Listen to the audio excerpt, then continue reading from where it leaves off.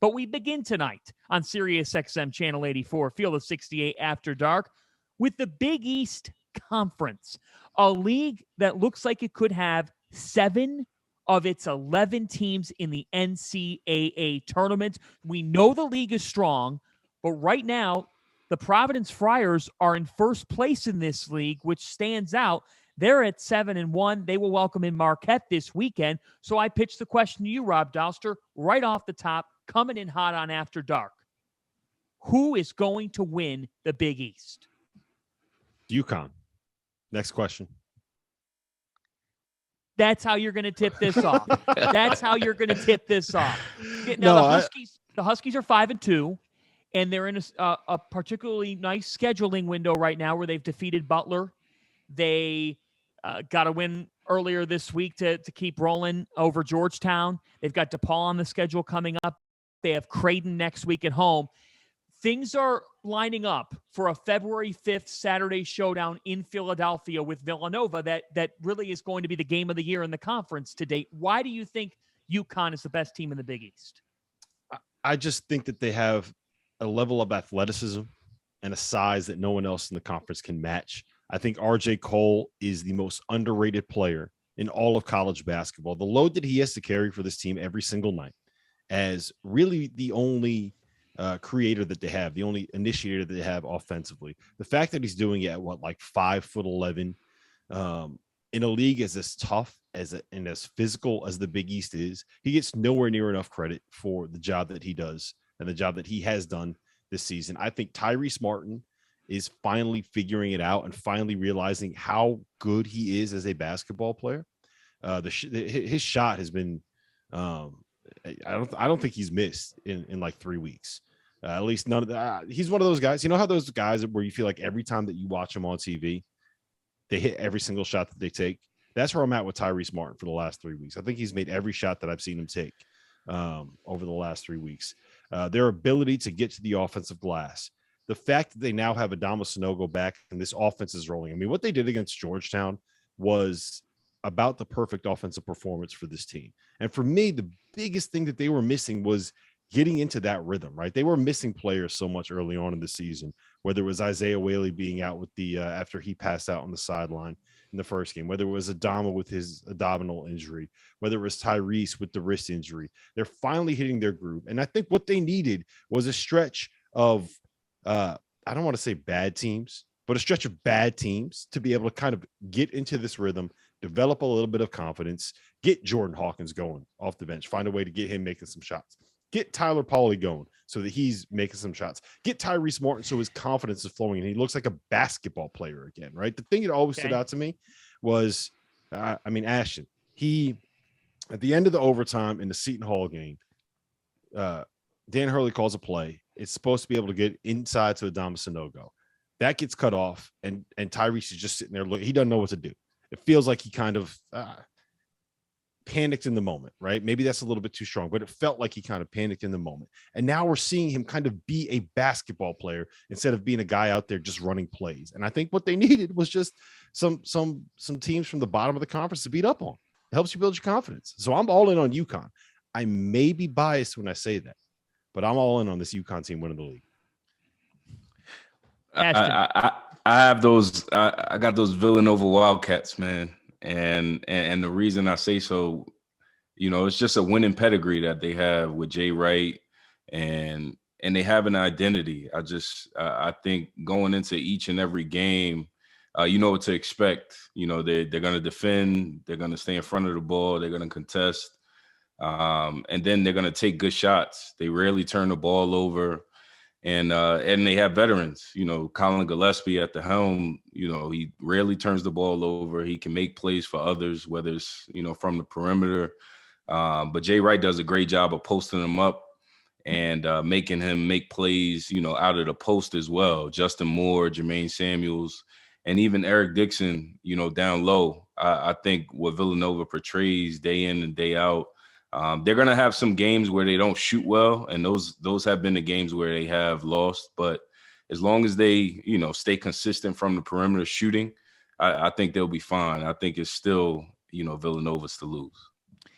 It is Villanova's to lose, and the Wildcats have earned that. There is an intimidation factor when they go up against teams, especially in high-caliber games in this league.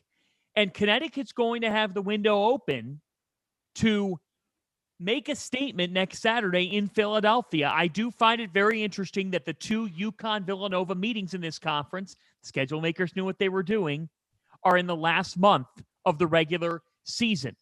But I'll tell you what here, as opposed to other years where the Big East might have had one or two clear teams that could win the league, this year there are 4 teams that could win the league.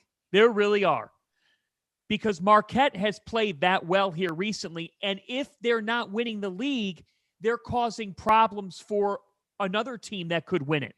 Marquette has Villanova in Milwaukee on Wednesday night, and guys, this is not getting spoken enough about. Get this. Marquette is hosting Villanova in a Big East game Wednesday night. The game is at 10 o'clock Eastern time in Milwaukee. It is a very rare late start. I think that's advantage Marquette to get Villanova. And if that happens and Villanova takes a third conference loss, then that could turn the tides in this. But we got to talk about the Providence Friars, who are likely not going to get to 20 games. They're not.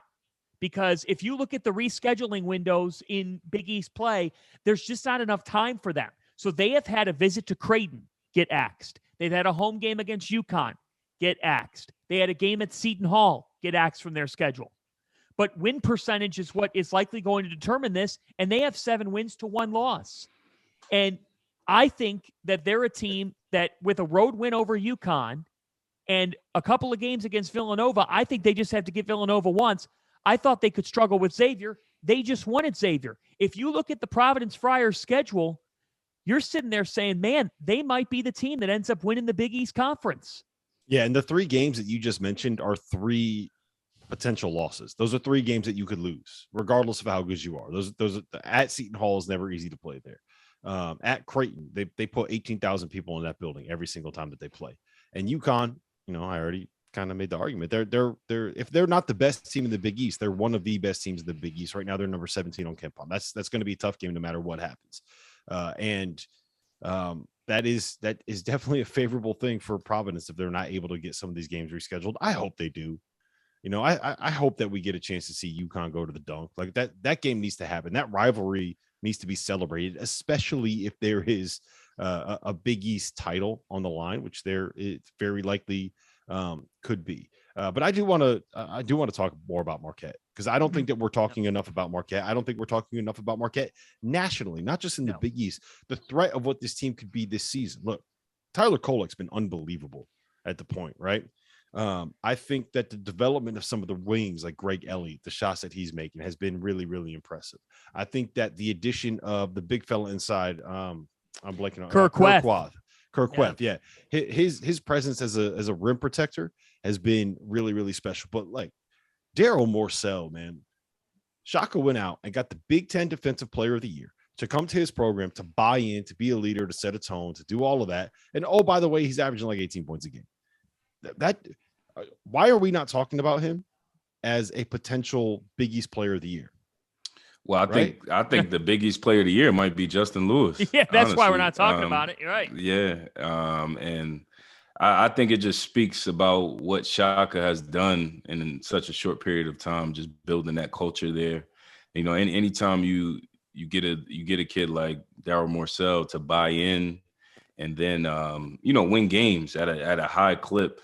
But Tyler Kolek is the one that I'm really surprised about, because a lot of people question that pickup coming from George Mason in general when he transferred. And I think what he's doing, making shots, but being under control at the same time in the Big East, going from the A-10 to the Big East is a big jump. And he's definitely proven his worth for sure. Yeah, and you look at what Marquette has done defensively. They're 23rd in KenPom adjusted defensive efficiency. That was the constant for Shaka Smart's great teams previously, and it has translated to this Marquette Golden Eagles team. They defend. They are creating havoc. It's vintage Smart, and they really make you play the game on their terms. That's how you beat Villanova. Marquette pulled off the shocker at the Fitteran Pavilion because they made Villanova play a Marquette-style game. And that is the ultimate testament to what Shaka Smart is building in just year one on the job. This team has a combined 8 Quadrant 1 and Quadrant 2 wins, gentlemen. 5 Q1 victories, and they are showing no signs of slowing down with a net ranking of 31. And I think that might even be a little bit too low in terms of the metrics. I don't even think the analytics like them as much as they could. Justin Lewis blossoming as a star makes them such a threat because he is 6'7".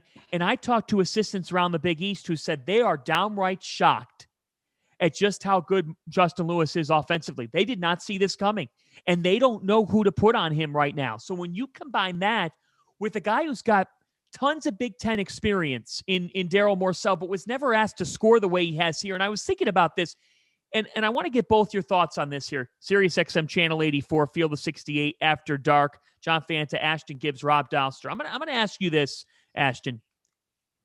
Daryl Morcell at Maryland was not their primary player. He was the Big Ten Defensive Player of the Year, but he wasn't asked to be the alpha. What's there to be said about the transfer portal and the way that maybe a Big East team could benefit by saying to the second or third best player on a Big Ten team, hey, you could be our best player here, and you can come here, and we've got great coaches. We got Shaka Smart, we got Ed Cooley, we got Jay Wright, we got Greg McDermott, others, Kevin Willard, and you could come here and you can be the guy. It says a lot, and honestly, it just really speaks to Shaka Smart's confidence in him. And everything is situation-based. It doesn't matter what level you're at. If you're put in the right situation, the coach believes in you, and he's telling you to be aggressive, especially offensively. That's what kids want to hear. So if you tell kids that, and then you go out and actually do it, and he just praises you more and more, and at the same time you're winning, I think that's a big step in the right direction for Marquette, and it just shows the confidence that Shaka has in him, and even Justin Lewis. Like you said, a lot of people didn't expect this, and it almost gives you a VCU Shaka feel when he, had that passion, and he was really, everybody was just looking at him in terms of being a player's coach. It gives you a similar feeling to that when I watched this Marquette team play in terms of the passion and how they play defensively, gapping up, active hands. And I just think it speaks to Shaka's confidence in his guys anytime you get a guy like Daryl Morcell to just really come out of his own and, do well like he's doing this season. Rob, 30 seconds. A last thought on the Big East. On the Big East, it's the most entertaining conference in college basketball right now. I think the Big 12 is probably the best, but that's a league that's built on mucking up games, playing ugly basketball, defense winning first and foremost. The Big East is the most entertaining league. Teams are going to get up and down. Teams are going to pressure you. Teams are going to try to force turnovers. You got a bunch of teams that are going to shoot a bunch of threes. You got guys that can dunk on anybody. It's the most entertaining conference in college basketball. And it's probably going to end up being the most entertaining league race because, like you said, there's 4, maybe 5 teams that can win the Big East this season. Fascinating discussion about what has been a fascinating league, the Big East Conference, with a big one between Marquette and Providence ahead this weekend. Up next, Iowa was creeping back into it with Purdue. How the Boilermakers fared in a tough road atmosphere. Plus, UCLA and Arizona met in the Pac-12 Game of the Year earlier this week. Who do we learn more about? That's ahead on the Field of 68 After Dark, Sirius XM Channel 84.